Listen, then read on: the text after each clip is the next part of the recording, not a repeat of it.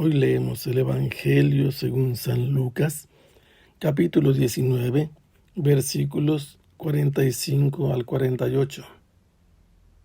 Aquel día, Jesús entró en el templo y comenzó a echar fuera a los que vendían y compraban allí, diciéndoles: está escrito, mi casa es casa de oración, pero ustedes la han convertido en cueva de ladrones.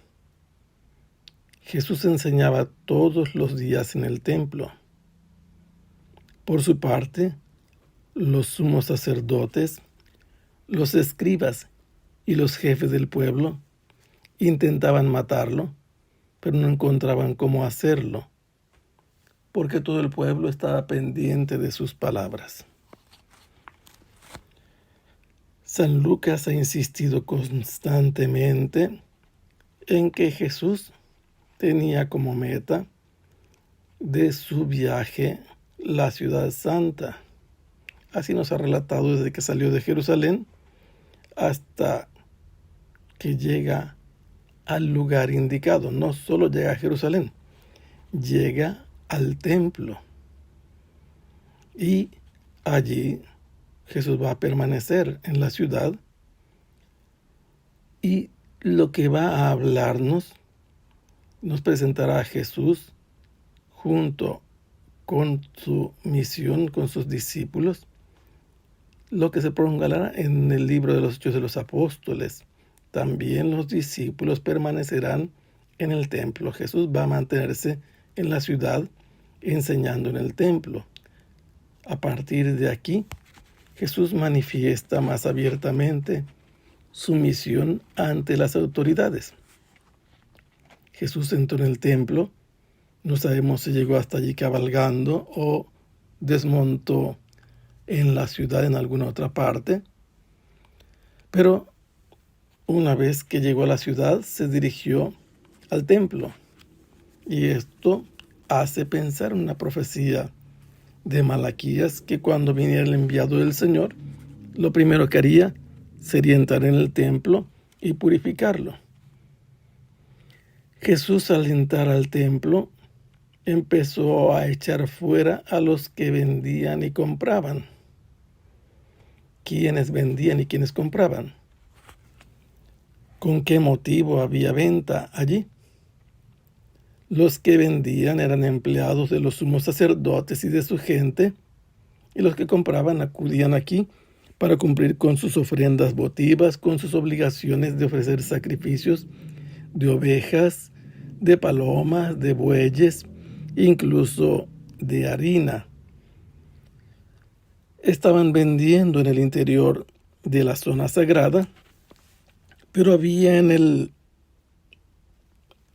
inicio de la parte sagrada de la ciudad por lo menos dos mercados, uno en el valle del Tiropeion y otro en la parte oriental por la zona cercana al Monte de los Olivos. Jesús los expulsa, los echa fuera de allí, apelando a la palabra de Dios, a los que compraban y a los que vendían. ¿Qué es lo que dice? Sus palabras, ¿cuáles son? Jesús se apoya en las palabras de los profetas. Este escrito significa que Dios dijo eso a través de los profetas y ellos deben leerlo como algo vigente y obligatorio para siempre. Mi casa es casa de oración. Son palabras del profeta Isaías. Se refiere al templo como una casa para hacer oración. Pero que Jesús diga mi casa es casa de oración indica y manifiesta que Él también la considera su casa. Los hechos lo demostrarán porque Él va a permanecer allí enseñando constantemente. La gente debe entender que no debe hacerse ruido, que debe ser un lugar consagrado al silencio de una oración devota, respetuosa de la casa de Dios. Y Jesús cita otras palabras. Si saben que esa es la casa de oración según las palabras de Isaías, ¿qué cosa es lo que han hecho los que están comprando y vendiendo, especialmente los que venden. Ustedes la han convertido en cueva de ladrones. Estas palabras las pronunció el profeta Jeremías. Es parte de un discurso con el que el profeta ataca aquello que le daba seguridad a los jefes de Israel. Si tenían el templo, ellos podían hacer todo lo que quisieran. Dios estaba entre ellos, vivía allí. Pero el templo para Jesús debe tener la función de casa de oración. Y al hacer esto, Jesús, como el rey que viene, porque entró como un rey, muestra que él tiene una relación especial como rey. Cuando se ungía el rey, se cantaba: tú eres mi hijo, yo te he engendrado hoy, diciendo que era el Hijo de Dios. Él viene a la casa de Dios, entra a la casa de Dios. Mi casa es casa de oración. Y así muestra él que es el Hijo de Dios, cuál es la misión de ese templo. Y él mismo va a ejercer su autoridad, no solo expulsando a los que compraban y vendían en ese sitio. Va a mostrar su autoridad también dedicándose a enseñar los últimos días de su vida. Así muestra el valor de su enseñanza. Él viene en nombre de Dios, y esto que él va a enseñar va a provocar que los jefes, estos de los que se hablará y que han sido mencionados ya como los sumos sacerdotes, los escribas y los jefes del pueblo, serán los que decidirán eliminarlo. Todos los días Jesús permanecerá en el templo, los últimos días de su vida. Allí estará enseñando de parte de Dios. Ya ahora se ha apoyado en la palabra de Dios, citando a 2 profetas, los más importantes para Israel, de los profetas que escribieron. Jesús convierte el templo en su recinto de enseñanza. Él se manifiesta allí como un enviado de parte de Dios, no solo como rey, también como maestro. Y al estar Jesús enseñando, los sumos sacerdotes, los encargados de dirigir el culto, y que tenían también obligación de enseñar la palabra de Dios, lo mismo que los escribas expertos en leer y que tenían experiencia en interpretar la ley y daban respuesta a todas las dificultades, empiezan a ver a Jesús como un usurpador. Los jefes del pueblo, los principales del pueblo, son ciudadanos importantes políticamente influyentes de las familias más poderosas.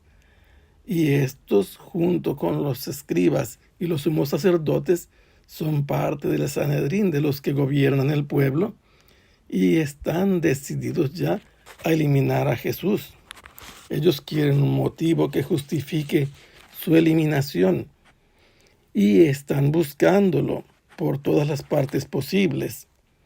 Lo escuchan, se informan, pero no encuentran un argumento que sea válido, que les justifique, que les permita poder apoyarse en él para eliminarlo.